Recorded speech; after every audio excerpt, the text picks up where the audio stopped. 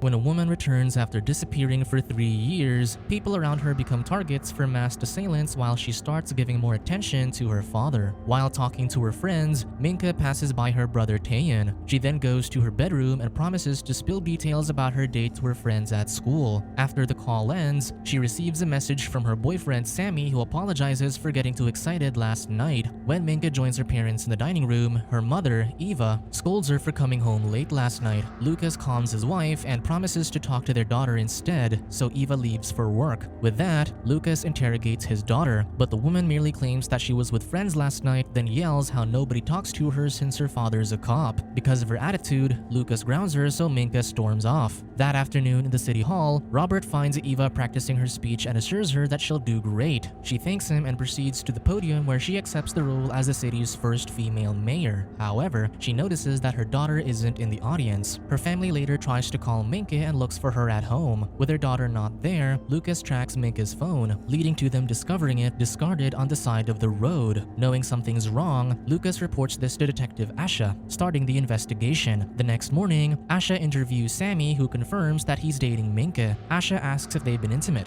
but Sammy denies it. Later on, Minke's bike is found next to a river, furthering her family's worries. 3 years later, Minke is still missing and her father is suspended from the force after trying to meddle with her case. He ends up sleeping on his desk after a night of his own investigation when one morning, a call wakes him. He hurriedly wakes up Eva, who's now sleeping with Robert, and announces that Minke is back. At a hospital, Asha watches over as a doctor inspects Minke, who now has a wing tattoo on her back. As she's being examined, Minke recalls when a truck driver found her on a road. Her parents soon arrive, but Asha warns them that Minke is in bad shape. She mentions the tattoo, noting that it looks fresh. Asha then promises to find her kidnapper, but Lucas isn't confident given that she promised to find their daughter 3 years ago. The two then visit Minke cautiously, but their daughter remains unresponsive. Minke is soon taken home, but before being welcomed back in, Eva speaks to her lover, asking him to leave to make things easier for her daughter to get settled. Robert's surprised by this, but Eva assures him that she'll call him when things are okay. After he leaves, Minke finally returns home. She also reunites with her brother, and seeing him triggers something in Minke. She ruffles his hair, finally sensing a bit of normalcy. They then take Minke to her room, so the woman looks through her things trying to recall who she was. With her daughter back, Eva offers to let Lucas stay in the house again. The man thinks she's brushing off their separation, but the mother asserts that they need to focus on their daughter in the meantime. That evening, Lucas looks at Minke's tattoo while she's showering and takes a photo of it. After her bath, Eva applies ointment to Minke's back to help the healing. Minke then embraces her mother wordlessly to thank her. Eva finds this strange, so she shares her concern with her ex-husband later. Lucas explains that their daughter was likely imprisoned for years, so it's normal that she changed. What he's more worried about is Asha's investigation being slow because they're doing things by the book. Eva can only hope that a psychologist can get Minke to reveal what happened. At exactly 1 in the morning later, Minke goes outside where two men, one with a snake mask and another with a lion mask, appear. The snake masked man approaches her with a revolver and Minke merely looks at the weapon. The next morning, Lucas searches for tattoo shops around the area. As he heads out to check on them, Asha arrives. The detective reports that they found a foreign fingerprint on Minke's shirt, but it doesn't match anyone in the database. They also found the DNA of several wild animals, making them believe that she was kept in a zoo. Lucas shares the list of tattoo shops in the area, insisting that they can look into it. Asha reveals that they're already covering it, discouraging the father from getting involved in the case further. As Asha leaves, Minke watches them with a gun in hand. Soon, the psychologist Kim starts her session with Minke, but the woman merely stares at the distance tearfully. The first session's unsuccessful, but Kim assures Eva to continue supporting her daughter to rebuild her trust. She also shares that Minke asked for a phone to contact her friends, which Kim encourages. Later, despite Asha's warning, Lucas goes to a tattoo shop to ask if they recognize Minke's tattoo. After crossing off a few shops, the father looks into the photo he took of Minke. To his surprise, he notices a mirror on the side, showing that his daughter knew he was watching her and was smiling. Suddenly, Asha calls him, reporting that the fingerprint they found matches someone from Belgium. It belonged to a known criminal who was released 3 months before Minke's disappearance. On top of that, he currently works at a zoo. Meanwhile, the suspect, Jerome, is at the zoo. He uses a knife on his arm before putting on a lion mask. He then climbs into the lion sanctuary where the beasts get attracted by his blood, leading to him getting attacked. That evening, Asha watches Jerome's body being taken away as Belgian detective Fenna joins her. The two go to the morgue for the autopsy where they confirm that Jerome planned his death. The detectives also notice a scar on his temple that looks like the barrel of a gun, along with marks on his wrist hinting that he's been tied up. At 1 in the morning the next day, Minke exits the house again, this time meeting the snake-masked man and a woman in a black hood. The woman gives her a riddle about something people will lie and cheat to escape, but time will always let them meet. In response, Minke answers death, so the woman gives her the bullet. Later, Minke aims the weapon at her sleeping parents. She recalls how she had already shot someone before, but ultimately, she can't do the same to her parents. Instead, she takes her mother's keys. This has Eva frantically looking for them later. She also mentions to her ex-husband that she noticed muddy footprints in their bedroom, making her believe that Minke visited them while they were sleeping. She believes that Minke was comforted by their presence, but Lucas wonders if Eva thinks their pretense will end well. He points out that his daughter is psychologically damaged, their marriage is ruined, and his own son prefers Robert over him. He declares that once Minke's kidnapper is captured, he'll leave. Meanwhile, Kim tries triggering Minke's memories by backtracking from the moment she was found on the road. Minke mentions that she was dropped off by a green van, which was driven by people with masks. Suddenly, Minke recalls one of the men shushing her, making her refuse to say anything else. Later, Kim tells Eva that Minke's memory is blocked by her trauma, so she recommends using hypnosis. The mother worries that Minke will relive painful memories, but Kim assures her that they'll provide her with a safe environment if it does. To Eva's surprise, Minke also wants to go back to school. The mother thinks it's too early, but her psychologist recommends that it's a path to making Minke feel normal. After Kim leaves, an eagle-masked man returns her mother's keys to Minke. Elsewhere, Asha and Fenna approach Jerome's wife Sabine, who claims that he's been missing for 3 years. She didn't report it, thinking that the police would assume he was up to something. Fenna explains that Jerome was involved in Minke's kidnapping, but Sabine defends that Jerome regretted his criminal actions. She stresses that her husband was no longer a threat when he was released, so he couldn't have done the kidnapping. That night, Eva tells her ex-husband about Kim's recommendation to use hypnosis. In turn, Lucas reveals that Jerome might have been set up, so the real perpetrator is still out there. With that, he agrees to the hypnosis if it helps them catch Minke's kidnapper. Later, Lucas checks on his daughter, who returns her mother's keys to him, claiming to have found it. When he tries to talk to her, Minke suddenly removes her shirt and asks him to put ointment on her wounds. Awkwardly, Lucas complies, unaware that Taeyeon is watching them. Minke then mentions that her mother doesn't trust her, so Lucas comforts her. To Taeyeon's surprise, his sister embraces their father. Their moment's interrupted when the fire alarm goes off. Lucas checks and discovers that Taeyeon set something on fire, though his son claims that he was just trying to light a candle. Still, his parents scold Taeyeon, prompting him to storm off. Later on, Eva overhears Minke crying under her bed, claiming that she felt like someone was in her room. The mother eases her daughter back to bed, where they both fall asleep, unaware of the eagle-masked man in the closet. Meanwhile, at the zoo, janitors discover a body in the snake tank with a snake mask next to him. While Asha investigates this the next day, Lucas drives his children to school. To his surprise, Minke kisses him before exiting the car. Students are surprised to see Minke for the first time. Still, she approaches her friends, who awkwardly greet her. Things worsen when Minke discovers Sammy with another woman. Later, the woman feels sick due to nerves, so she rushes to the bathroom. She then checks the weapon in her bag and contemplates throwing it away. Ultimately, she puts it back,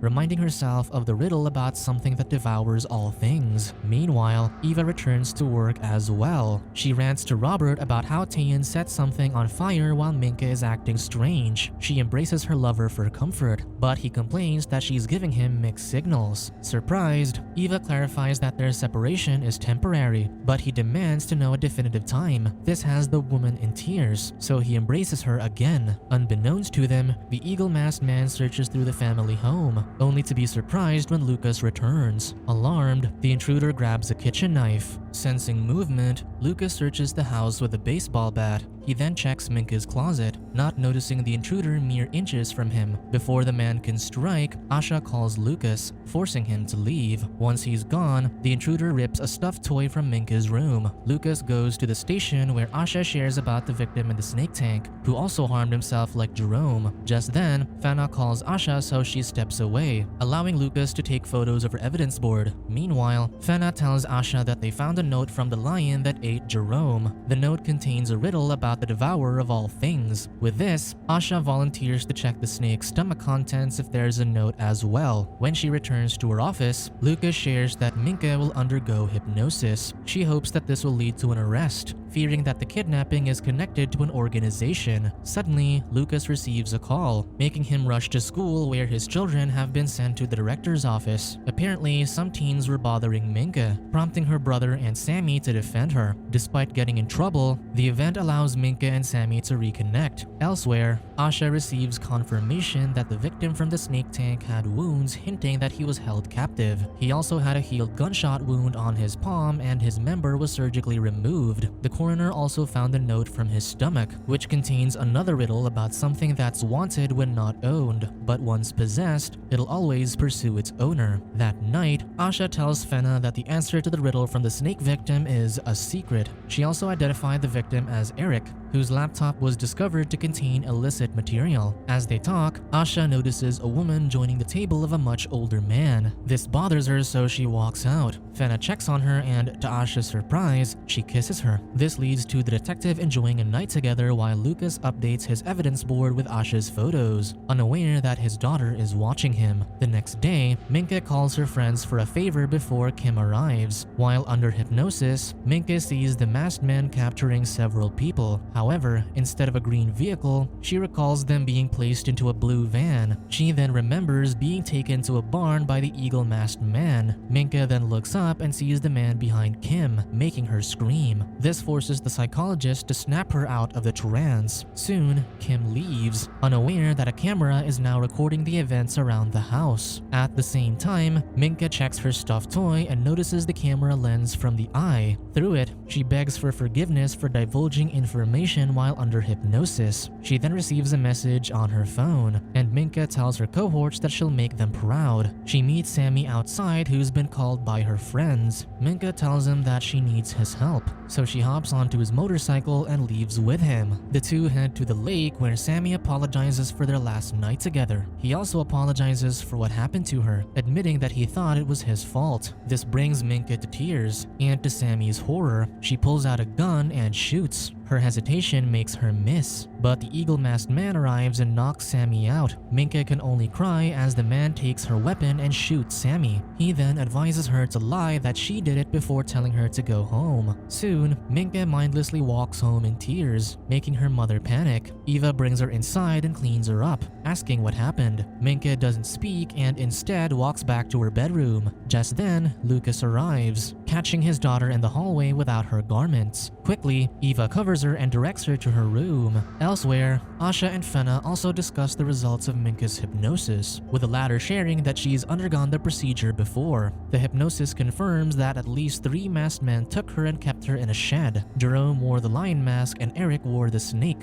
though they don't know who had the eagle mask. Meanwhile, Lucas confronts Eva about their daughter's strange behavior. Eva blames this on Lucas not pretending that everything is normal, but the former detective yells that he's doing what he can. Tayan peers from outside as his mother claims that Lucas should be focusing on rebuilding their family. However, the man blames her for replacing him with Robert. Eva points out that he's been obsessed with the case, but Lucas stresses how he was a detective yet he couldn't save his own daughter for years. He blames himself for what happened to Minke, so his ex-wife comforts him, insisting that it's not his fault. As the two embrace, a spark lingers between them and they end up kissing. Seeing this, Tayan leaves, not seeing how his mother pulls away. Rejected, Lucas declares that he'll just protect his daughter before leaving. With this, he heads to an underground club where Matt, his former informant, provides him with a gun. Lucas also asks him about Jerome and Eric, but Matt refuses to answer questions, noting that things are now even between them after he got him a gun. Relenting, Lucas leaves. Meanwhile, the detectives interrogate Eric's father, Bram, who owns a garbage disposal company. They ask if their company has provided special access to restricted areas at the zoo, which Bram denies. He also denies knowing about the contents of his son's laptop before walking off. The detectives aren't convinced by his statements, evidence, so Fena suggests a different approach. Elsewhere, Taeyeon notices his father stashing the gun in the shed. Unbeknownst to them, Minke is also watching them. She retreats to her room and stares at a family photo that the eagle-masked man gave her. He reminded her that they were the reason she was doing what they asked. Outside the barn where her house's surveillance feed is being received, a long table set up as kids gather for a party. An eagle flies to the arm of their female leader, but when the blue van arrives, she sends the kids away. Inside the van is Sammy's body while the eagle-masked man claims that Minke shot him. Meanwhile, the detectives interrogate Bram's wife. Not wanting to shatter his wife's image of their son, this forces Bram to confess to Fena that he smuggled Eric inside the snake tank. The morning before his death, Eric went to him and confessed everything he did to satisfy his crew desires. Bram got so angry that he beat him, but he felt guilty afterward, so he complied with his son's request to take him into the snake tank. Bram insists that he didn't know what Eric was planning, only that his son claimed to have promised someone to do it. Late that evening, Asha wakes up to find her apartment door open. She grabs her gun and checks the hallway, only for the door to lock her out.